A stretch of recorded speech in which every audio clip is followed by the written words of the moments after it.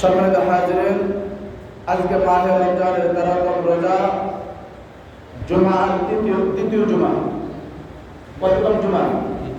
দ্বিতীয়তম জুমা। আমরা গত দুই জুমায় রমজানের অনেকগুলো বিষয়ে কথা বলেছি। আজকে সরাসরি আরো কিছু কথা বলার চেষ্টা করবো ইনশাআল্লাহ।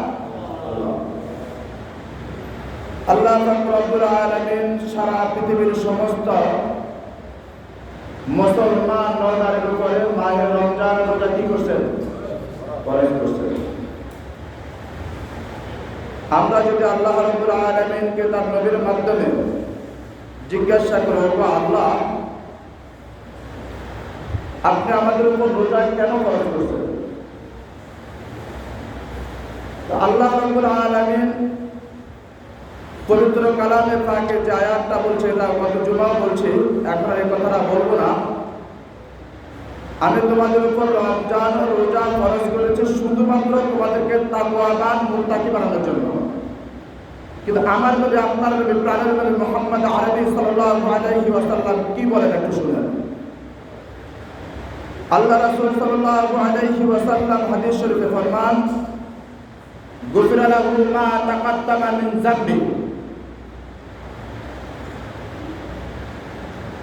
যে ব্যক্তি ঈমানের সহিত, কিসের সহিত? ঈমানের সহিত, ইহতিসাবের সহিত, কেউ আমার উপরে চাপাই দিছে এ সহিত না, আল্লাহর বিধান আমি খুশির সহিত মানব, এটা আমার উপরে ফরজ হয়েছে, আমাকে এটা খুশির সহিত কি করতে হবে? গ্রহণ করতে হবে, মানতে হবে ইহতিসাবের সহিত। আমার আপনার নবী মুহাম্মদ আরবি সাল্লাল্লাহু আলাইহি ওয়াসাল্লাম বলেন, যে ব্যক্তি মাহে রমজানের রোজাগুলো ইহতিসাবের সহিত আদায় করল, আল্লাহ তাআলা তার পিছলা জিন্দেগীর সমস্ত গুনাহ মাফ করে দেন। সুবহানাল্লাহ। কি গুনাহ মাফ করে দেন? পিছলের জিন্দেগীর যত গুনাহ আছে সমস্ত গুনাহ আল্লাহ রাব্বুল আলামিন কি করে দেন? একটু পরে মজার কিছু কথা আসতেছে। আল্লাহ তাআলাকে আমরা যদি জিজ্ঞাসা করি, ও আল্লাহ গুনাহ তো মাফ করলেন, জাহান্নাম থেকে মুক্ত করবেন কিনা? কোথা থেকে? জাহান্নাম থেকে মুক্ত করবেন কিনা? আল্লাহ তাআলা তার রাসূলকে শিখিয়ে দিতেছে যে আপনি আপনার সমস্ত উম্মতের মধ্যে ঘোষণা দিয়ে দিন, আমি তাদেরকে কেমন করিয়া জাহান্নাম থেকে বাঁচাবে রোজার মাধ্যমে। আপনি তাদেরকে বলিয়া দিন, আসিয়ামু জুন্নাতুন মা লাম ইয়াখরিবহা। যুদ্ধের ময়দানে গেলে যেমন করিয়া ঢাল ব্যবহার করা হয় নিজে বাঁচার জন্য, কি করার জন্য? নিজে বাঁচার জন্য, অস্ত্রের আঘাত থেকে বাঁচার জন্য যেমন করিয়া ঢাল ব্যবহার করা হয়। ঢালের উপর আঘাত আসবে কিন্তু শরীরে আঘাত লাগবে না। আমার আপনার নবী, প্রাণের নবী মুহাম্মদ আরবি সাল্লাল্লাহু আলাইহি ওয়াসাল্লাম বলেন, আপনি আপনার উম্মতের মধ্যে ঘোষণা দিয়ে দিন, যে ব্যক্তি ঈমানের সহিত, ইহতিসাবের সহিত, আনন্দের সহিত মাহে রমজানের রোজা পালন করল, তার মধ্যে আর জাহান্নামের মধ্যে আমি একটি ডাল দিয়ে দিব, ওই ডালের কারণে সে আর জাহান্নামে যাবে না। সুবহানাল্লাহ। মধ্যখানে কি থাকবে? ঢাল থাকবে। এর চেয়ে তো মজার বিষয় কি একটু পরে শুনে। আমরা পাইলাম যে রমজানের রোজা রাখার কারণে জাহান্নাম থেকে রক্ষা করে আল্লাহ রাব্বুল আলামিন আমাদেরকে জান্নাত দেওয়ার জন্য ঢাল দিয়ে দিবেন। আল্লাহ রাব্বুল আলামিন তার নবী মুহাম্মদ আরবি সাল্লাল্লাহু আলাইহি ওয়াসাল্লামের মাধ্যমে সারা দুনিয়ার মুসলমানদেরকে উদ্দেশ্য করে বলতেছেন, হে মুসলমানগণ, হে ঈমানদারগণ, শুনো, রোজা রাখার কারণে আমার আল্লাহ তোমাদেরকে কি দিবে। সুবহানাল্লাহ। কি দিবে একটু শুনেন। আমরা সকলে একটা বিষয় অবগত আছি, আস-সাওমু লি ওয়া আনা আজিজি। আল্লাহ রাব্বুল আলামিন তার নবী মুহাম্মদ আরবি সাল্লাল্লাহু আলাইহি ওয়াসাল্লামের মাধ্যমে সারা দুনিয়ার মানুষকে বলতেছেন, আপনি আপনার উম্মত নরনারীর মধ্যে ঘোষণা করে দেন, রোজা তারা যদি রাখে, রোজা শুধুমাত্র আমি আল্লাহর খুশির জন্য রাখলো। কার খুশির জন্য? আমি আল্লাহর খুশির জন্য রাখলো। আর এটার ফল, এটার মর্যাদা, এটার দাম একমাত্র আমি আল্লাহ দিয়ে দিব। সুবহানাল্লাহ। এটা আমি জান্নাত দিয়ে শুধু পরিপূর্ণ করব না।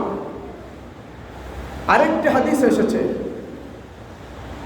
যে ব্যক্তি ইহতিসাবের সহিত, ঈমানের সহিত মাহে রমজানের রোজা রাখলো, যেমন করিয়া বান্দার রোজা রাখার মাধ্যমে আল্লাহর হয়ে গেছে, আল্লাহ রাব্বুল আলামিনের নবী মুহাম্মদ আরবি সাল্লাল্লাহু আলাইহি ওয়াসাল্লাম হাদিস শরীফে ফরমান, যে ব্যক্তি রোজা রাখিয়া আল্লাহর হয়ে গেছে, আল্লাহ সুবহানাহু ওয়া তাআলা কুদরতের মালিক তার হয়ে গেছে। সুবহানাল্লাহ। যে ব্যক্তি রোজা রাখিয়া ঈমানের সহিত, ইহতিসাবের সহিত রমজানের হক আদায় করলো,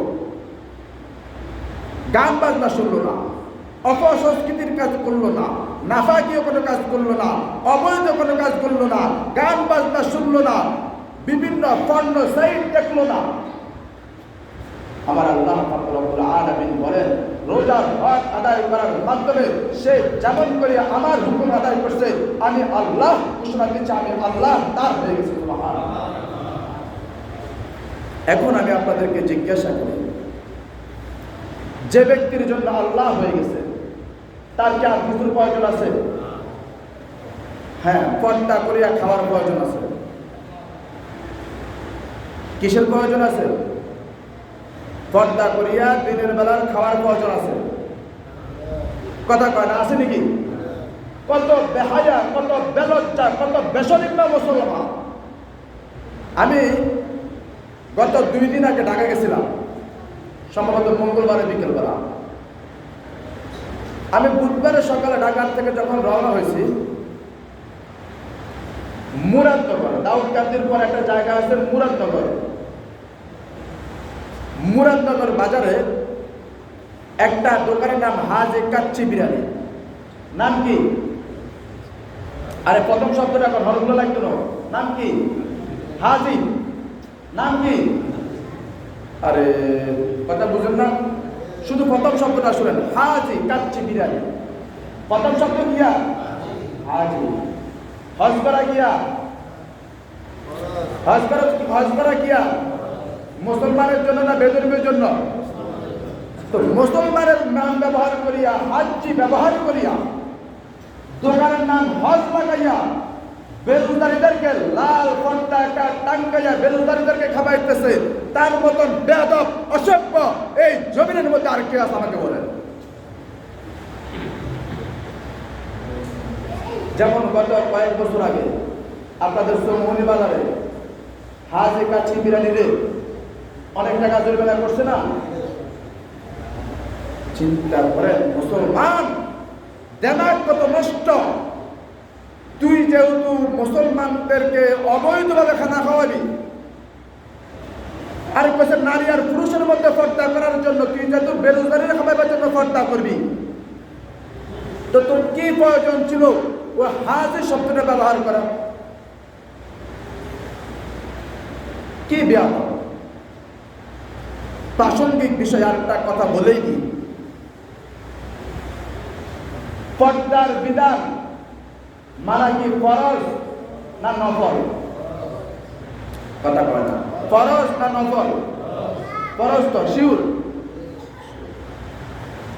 এই যে আমাদের দেশে মাগুরার যে মেয়েটা দর্শনের শিকার হলো, কার কাছে দর্শনের শিকার হয়েছে?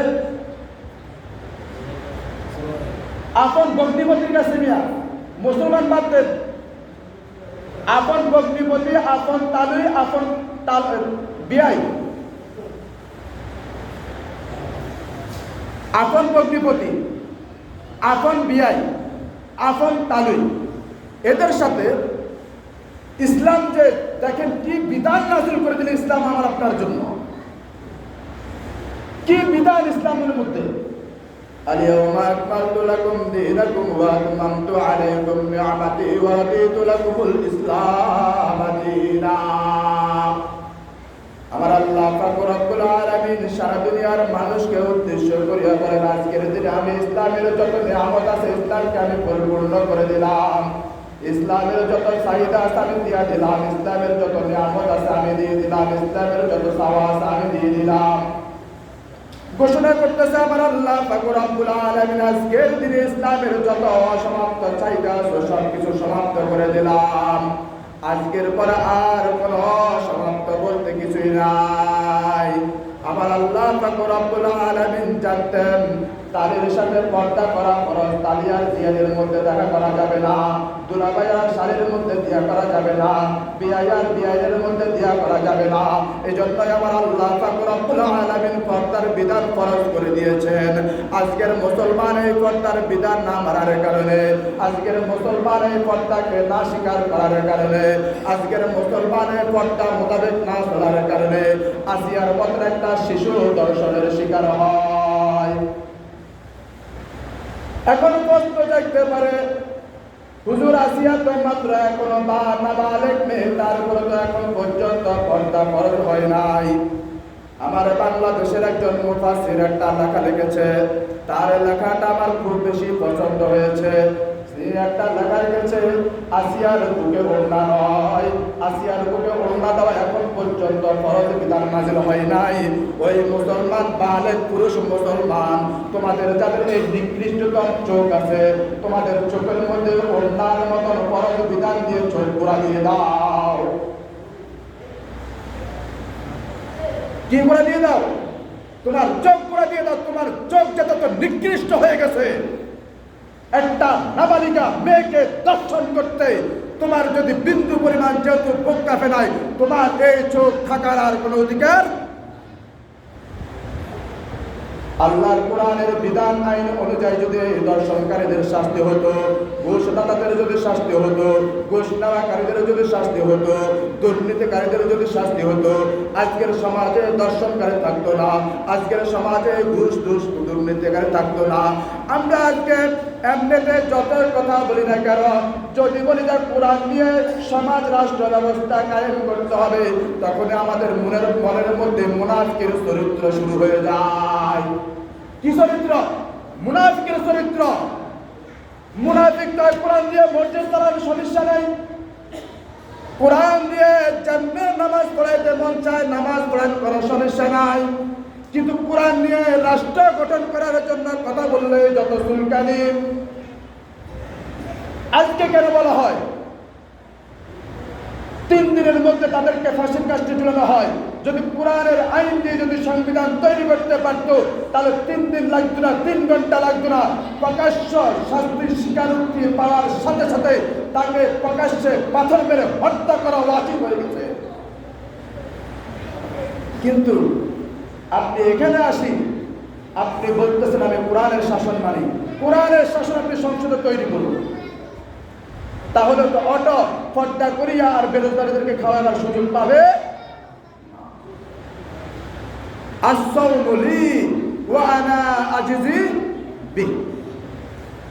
আমার রাসূল আপনার নবী মুহাম্মদ আরবি সাল্লাল্লাহু আলাইহি ওয়াসাল্লাম বলেন, রোজা একমাত্র আমার আল্লাহর জন্য, আর আমার আল্লাহ নিজ হাতে কুদরতি হাতে তাকে পুরস্কার দিবেন। সুবহানাল্লাহ। বলতে চেয়েছিলাম, বলে যাবেন না। ইমানের সহিত, ইহতিসাবের সহিত, আনন্দের সহিত যে ব্যক্তি রোজা রাখলো, আল্লাহ তাআলা তার ফিসলা জিন্দেগীর সমস্ত গুনাহ কি করে দিবেন? মাফ করে দিবেন। এখান থেকে শুরু করছিলাম। এরপরে দেখেন মজার বিষয় কি? মজার বিষয় হলো আল্লাহ পাক রব্বুল আলামিন, আমরা যদি আল্লাহকে জিজ্ঞাসা করি, আল্লাহ আচ্ছা বুঝলাম আমি রোজা রাখলাম আপনার জন্য, আপনি আমার হয়ে গেলেন, আর কি দিবেন? কারণ আমাদের তো চাহিদার কোনো কি নাই, শেষ নাই। আমরা আল্লাহর কাছে আবারও চাইলাম, আল্লাহ আর কি দিবেন? আল্লাহ পাক রব্বুল আলামিন তার নবী মুহাম্মদ আরবি সাল্লাল্লাহু আলাইহি ওয়াসাল্লামের মাধ্যমে বলেন,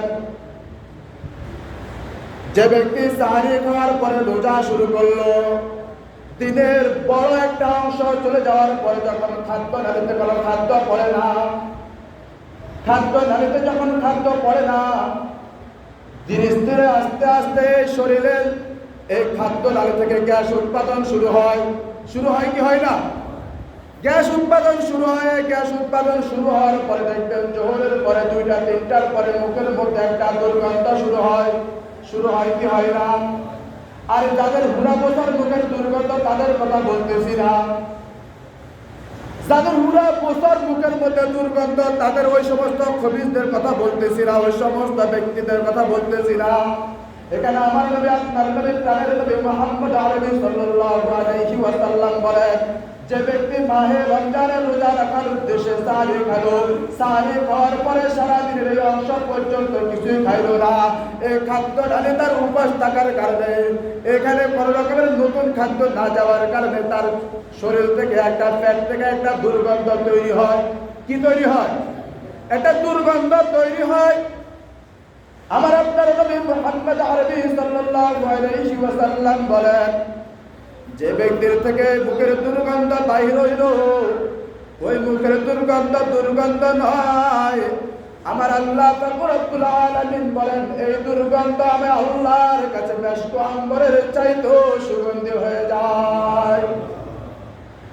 ওরে মুসলমান ইমানদার, খুব খেয়াল করলে বুঝতে পারবেন, আমার আল্লাহ পাক রব্বুল আলামিন তো এমনিতে সুগন্ধিতে ভরপুর।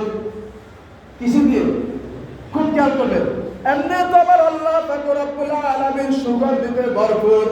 আবার রোজদারের মুখের দুর্গন্ধটাকে মেশক আম্বরের চাইতে সুগন্ধি বলার কারণ কি একটু জানতে হবে কি হবে না? এখানে একটা মজার তথ্য আছে, হয়তো অনেকে জানেন অনেকে জানেন না, আজকে শুনে নেন। আমার নবী, আপনার নবী, প্রাণের নবী মুহাম্মদ আরবি সাল্লাল্লাহু আলাইহি ওয়াসাল্লাম বলেন, এখানে মেশক আম্বরের চাইতে সুগন্ধি বলতে বোঝানো হয়েছে যে ব্যক্তি ইহতিসাব যে শব্দটা ব্যবহার করা হয়েছে, ইহতিসাবের সহিত যে ব্যক্তি রোজা রাখলো, তার মুখের থেকে যে দুর্গন্ধটা বের হলো, ওই সুগন্ধি ওই মেশক আম্বরের চাইতে সুগন্ধিটা হলো আমার আপনার যখন মৃত্যু হয়ে যাবে। কি হয়ে যাবে? মৃত্যু হয়ে যাবে। কারণ কিয়ামতের ময়দানে যখন সারা মাখলুকাত সমস্ত সৃষ্টি জগৎকে যখন একত্রিত করা হবে, কি করা হবে? পুরা সৃষ্টি জগৎটাকে যখন একত্রিত করা হবে, আমার নবী, আপনার নবী মুহাম্মদ আরবি সাল্লাল্লাহু আলাইহি ওয়াসাল্লাম বলেন, ওই সমস্ত মানুষদের মধ্য থেকে যাদের শরীরে এরকম মেশক আম্বরের চাইতে সুগন্ধিটা বের হবে, আমার আল্লাহ পাক রব্বুল আলামিন তাদেরকে ডাক দিয়ে বলবেন, এই সুগন্ধিওয়ালারা তোমরা সবাই আমার কাছে চলে আসো। সুবহানাল্লাহ। এই সুগন্ধি বলতে দুনিয়ার মধ্যে সুগন্ধি না, এই বিষয়ে 3টা রওয়ায়াত আসছে। সবচেয়ে আমার কাছে ভালো লাগছে এই রওয়ায়াতটা, যে কাল কিয়ামতের ময়দানে ওই মানুষগুলার শরীর থেকে এমন সুগন্ধি বের হবে যারা দুনিয়ার বুকে রোজা রেখেছে। কি রেখেছে? রোজা রেখেছে। আমার আল্লাহ পাক রব্বুল আলামিন বলেন, শুধু এটাই আমি ক্ষান্ত নয়, আমি তাদের জন্য একটা জান্নাতের দরজা সাজাইছি শুধুমাত্র রোজাদারের জন্য। কাদের জন্য? রোজাদারের জন্য। ওই জান্নাতের দরজাটার নাম দেওয়া হয়েছে রায়্যান। সুবহানাল্লাহ। কি দেওয়া হয়েছে? রায়্যান নামক জান্নাতের একটি দরজাকে সুসজ্জিতভাবে সাজানো হয়েছে। ওই জান্নাতের দরজা শুধুমাত্র রোজাদারদেরকে ডাকবে, ও রোজাদাররা আসো, আজকের এই দরজা তোমাদের জন্য উন্মুক্ত করে দেওয়া হয়েছে, তোমরা আজকে কে কে জান্নাতে প্রবেশ করবে। শুধুমাত্র রোজাদারদের জন্য রায়্যান নামক একটা দরজা সুসজ্জিতভাবে সাজাইছে কে? আল্লাহ সুবহানাহু ওয়া তাআলা। আমার আল্লাহ পাক রব্বুল আলামিন তার নবীর মাধ্যমে সারা দুনিয়ার মানুষকে আরেকটা হাদিস শুনাই দিতেছেন। বলতেছেন, ও দুনিয়ার মানুষ, তোমরা রোজা রাখছো। কি রাখছো? রোজা রাখছো। সারাদিন শরীরের মধ্যে কত ক্লান্তি, সারাদিন এই পরিমাণ গড়ে দেখে না, ইফতারের আগ মুহূর্তে যে পরিমাণ গড়ে দেখে, দেখি কি দেখে না? ইফতারের 8-10 মিনিট আগে এর মসজিদ সাহেব ভাত দেয় না কা কয়নি কয় না? আর কি আর দেরি করে কোনো এক মিনিট কোনো বেশি হয়ে থাকে কয় কি কয় না? ওরে আল্লাহর বান্দা মুসলমান, এখানে আল্লাহর ভয় আপনার মধ্যে আছে বিদায় আপনি বারবার করে দিকে তাকাইতেছেন। কার ভয় আছে? আল্লাহর ভয় আছে। এখানে তাকানো জায়েজ আছে, এখানে তাকানো কি আছে? জায়েজ আছে। ইফতার সামনে নিয়ে বসিয়া দোয়া করবেন।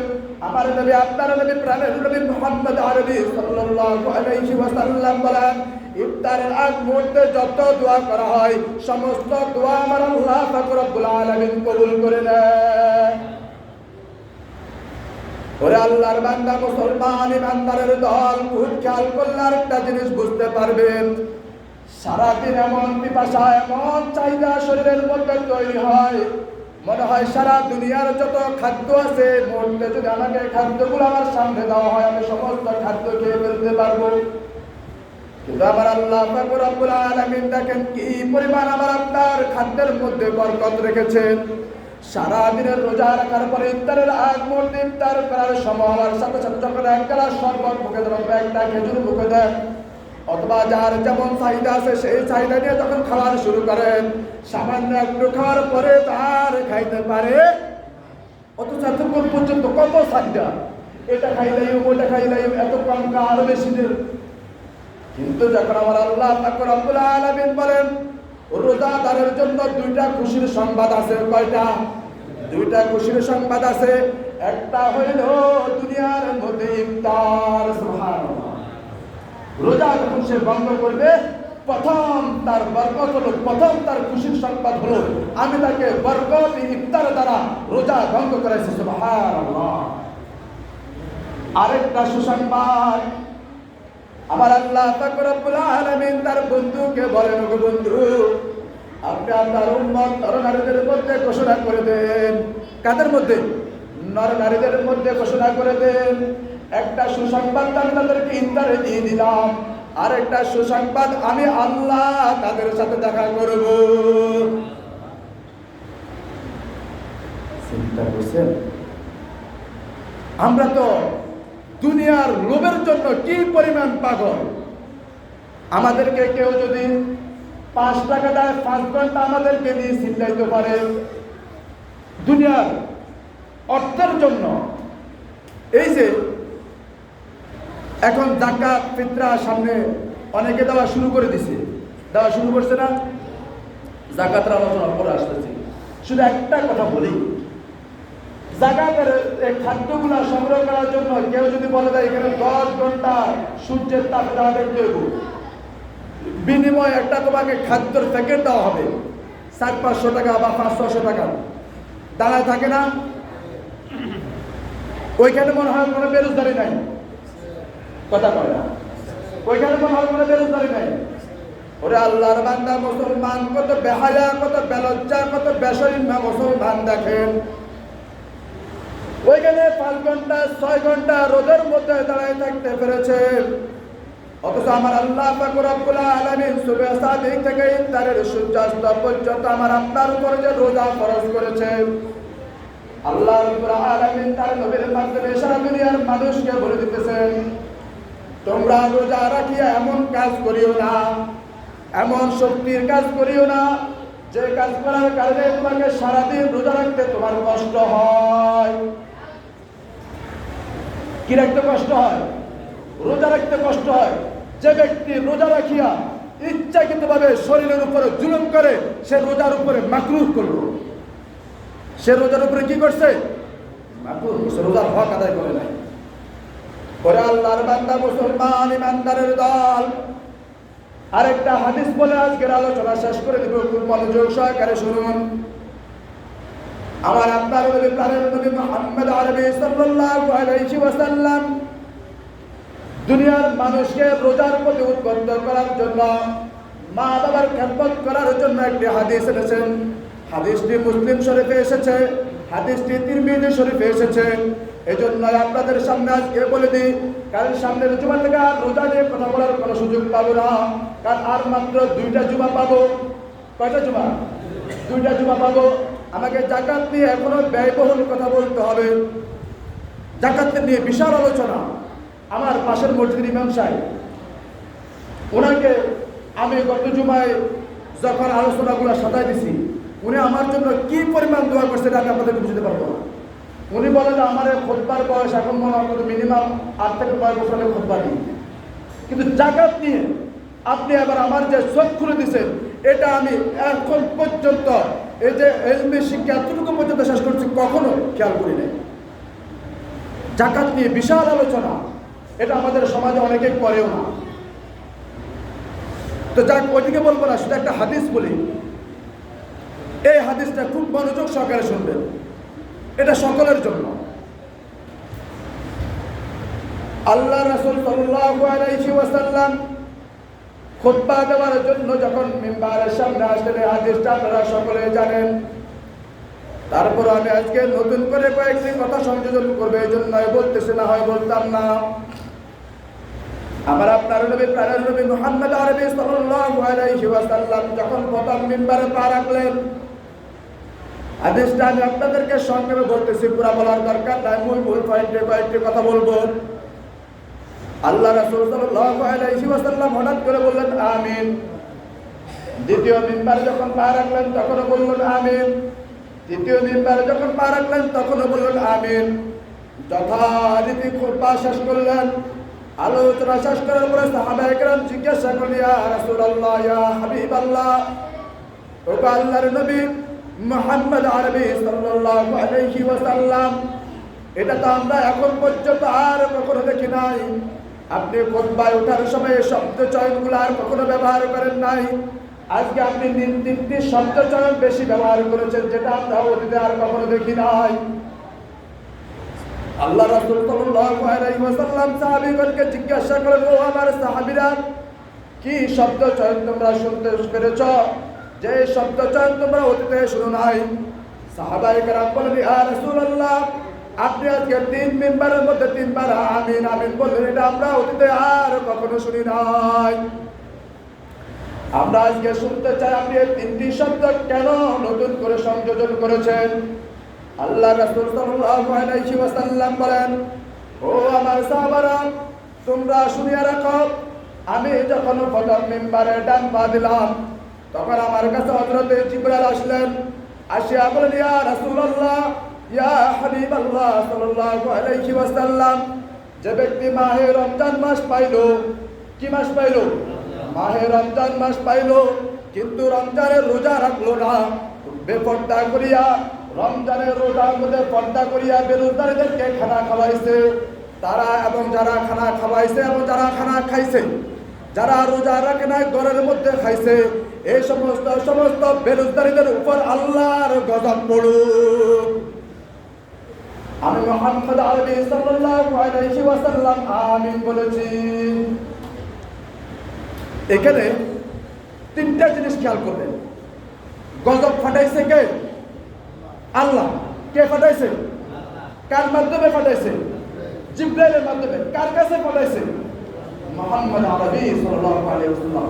3টা সুহবতের মাধ্যমে এই গজব পূর্ণাঙ্গভাবে কবুল। কিভাবে কবুল? পূর্ণাঙ্গভাবে, অর্ধাঙ্গ না, নিম্নাঙ্গ না, তৃতীয়াঙ্গ না, পূর্ণাঙ্গভাবে কবুল। সুবহানাল্লাহ।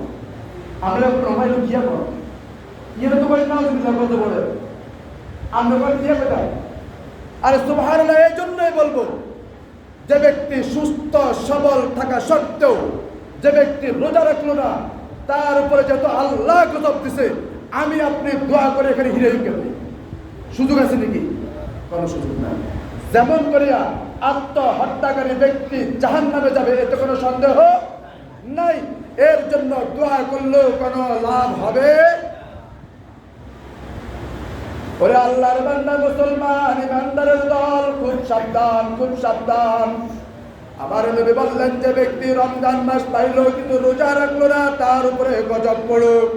আমি নবী আমার আল্লাহ রাব্বুল আলামিনের দোয়াকে কবুল করলাম। আমি আমার আল্লাহ রাব্বুল আলামিনের দোয়াকে সমর্থন করলাম। কি করছি? সমর্থন। 2 নাম্বার,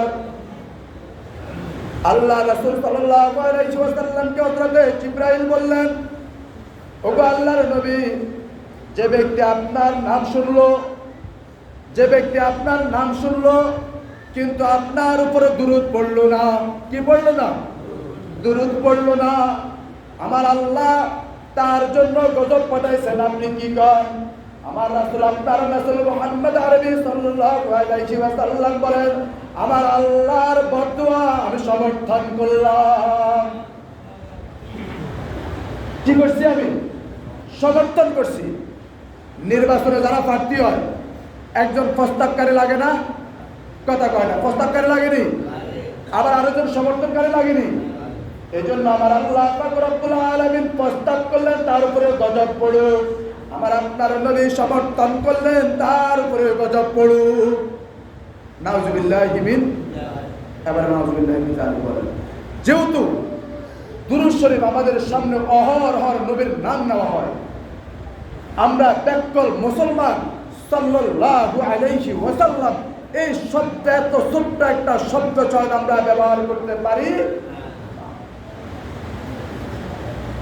তৃতীয় নম্বর, জিবরাইল বলেন, ওগো আল্লাহর নবী মুহাম্মদ আরবি সাল্লাল্লাহু আলাইহি ওয়াসাল্লাম, ওই ব্যক্তির উপরে ধ্বংস হোক, ওই ব্যক্তির উপরে গজব পড়ুক, ওই ব্যক্তি ধ্বংস হয়ে যাক যে ব্যক্তি মা বাবা পাইল, মা বাবার খেদমত করিয়া জান্নাত দিতে পারলো না। মা বাবা দুইজনই হতে পারে, অথবা একজনও হইতে পারে, শুধু মাও হইতে পারে অথবা শুধু বাবা হইতে পারে।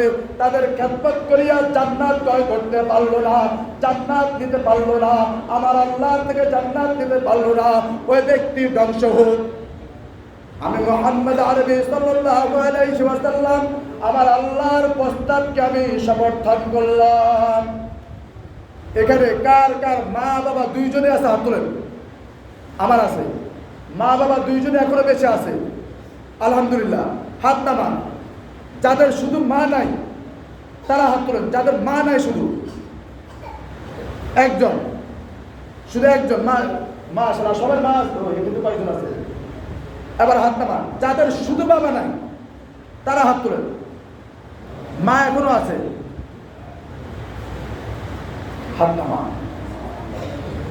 অনেকের আছে মাও নাই বাবাও নেই, অনেকের হয়তো মা বেঁচে আছে বাবা বেঁচে নাই, অনেকের বাবা বেঁচে আছে মা বেঁচে নাই। যে আছে আল্লাহর দোহাই লাগে বলতেছি, আপনার জন্য এখন পর্যন্ত জান্নাত নেওয়ার সুযোগ এখনো বেঁচে আছে। আজকে যাই, যদি মায়ের সাথে কোনো বেয়াদবি করে থাকেন, বাবার সাথে যদি কোনো বেয়াদবি করে থাকেন, আল্লাহ ওয়াস্তে তাদের দুই পা ধরে ক্ষমা চেয়ে আল্লাহর থেকে জান্নাত নিয়ে নেবেন। না আপনার মতন পোড়া কপাল্লা আর এই জমিনে কেহ। এজন্য এই কথাটা বলছি, মাহে রমজান মাস, এই সবেও অনেক আল্লাহর বান্দা তার মা বাবাকে খানা খাওয়ায় না। এরকম অসভ্য আমার মনে হয় এই সমাজে নাই। আল্লাহর রাস্তে ভাই, মসজিদের ভিতরে বলতেছি, যার মা নাই, যার মা নাই তার সাথে এক রাত কথা বলিয়ে তাকে যে জিজ্ঞেস করিয়েন, ভাইরে তোর যে মা না, তোর কাছে কেমন লাগে? এটা আপনি এখন বুঝবেন না। আমি আপনাকে জান কাটায় বুঝাইলো, আপনি কি করবেন না, বুঝবেন না। ধরেন আমি একটা ছোট্ট একটা উদাহরণ দিই। আমি জানি সময় অনেক হয়েছে, আমার কথার দিকে খেয়াল করেন, ঘড়ির দিকে তাকাইবার সময় নাই। এখন আজকে দুপুরে ভাত খেতেন না। এখানে সবার তো এখন দাঁত আছে, আছে না? দাঁত আসেনি? এই যুবক কথা কর না, দাঁত আসেনি? তো আন মনে হয় বুড়াই করে দাঁত আছে, যুবকের দাঁত নাই। এরা একজনও কথা কয় না, সবার দাঁত আছে। দেখেন, যার দাঁত নাই আপনি তারে যাই বলেন, ভাই এ একটুরা গোস্ত দিছি, তোর একটা সাবাই খা, খাইতে মুনি একটুরা তোর মরুর গোস্ত দিছি, তুই কি এরি খা, সাবাই খা, হার মুনি। মুরব্বীরা কইতো, দাঁত হইলে বুঝবি হ্যানের মজা। কিসের মজা? হ্যানের মজা। ও বাবা, ও ভাই, যাদের মা বাবা এখনো বেঁচে আছে আপনি মা বাবার মর্ম যদি না বুঝেন, যার মা মরে গেছে, যার বাবা মরে গেছে, তার কাছে যা এক রাত্রে যা তাকে সময় দেন। তবে অসভ্য সন্তানকে নয়, সেটা হতে হবে সভ্য সন্তান, যে তার মা বাবার পিছনে খেদমত করছে, এরকম সন্তান লাগবে। তার কাছে গেলে আপনি বুঝতে পারবেন, তারা জিজ্ঞেস করেন, বাইরে তোর যে মা মরে গেছে, তোর কাছে এখন রাতটা কেমন লাগে, তোর কাছে এখন দিনটা কেমন লাগে, এটা একমাত্র সে বুঝতে পারবে যাদের মা বাবা এখনো বেঁচে আছে। আল্লাহর দোহাই লাগে বলতেছি, মা বাবার খেদমত করে যতটুকু পারে মা বাবার পিছনে খরচ করবে। মা বাবার পিছনে যেটা খরচ করতেছেন, এটা আপনার ইনকাম না। খোদার কসম করে বলছি, এটা আপনার ইনকাম না। এটা আমার আল্লাহ আপনার মা বাবাকে খাওয়ানোর জন্য আপনাকে দান করছে। আমি আল্লাহ আমার একটা কথা বারবারে মনে পড়ে যায়। একজন ডাক্তার, বাংলাদেশের 10 জন ডাক্তারদের মধ্যে একজন ডাক্তার, সে তার মায়ের পিছনে তার প্রতি মাসে 3 লক্ষ টাকার উপরে মেডিসিন যায়। কত টাকার উপরে? 3 লক্ষ টাকার উপরে মেডিসিন যায়। প্রাসঙ্গিক কথা বাইরে করে না, তার মায়ের পিছনে 3 লক্ষ টাকার উপরে মেডিসিন যায়। সে বলতেছে, আজকে এত বছর আমার মায়ের পিছনে আমি ইনভেস্ট করতেছি, আমার 1 মাসের জন্য আলহামদুলিল্লাহ কারো কাছে হাত পাততে হয় না, 1 মিনিটের জন্য কারো কাছে হাত পাততে হয় না। কিন্তু আমার কষ্ট লাগতেছে, আমার মা মরে গেছে আজকে 6 মাস। কত মাস? 6 মাস। তাহলে 318, কত? 318 না? আমি আবার অঙ্ক একটু কম বুঝি, আপনারা কথা কই। 300 কত? 18। এই যে আমার মা আজকে 6 মাস মরে গেছে, আমি আশ্চর্য, আমার এই 18 লাখ টাকা কই?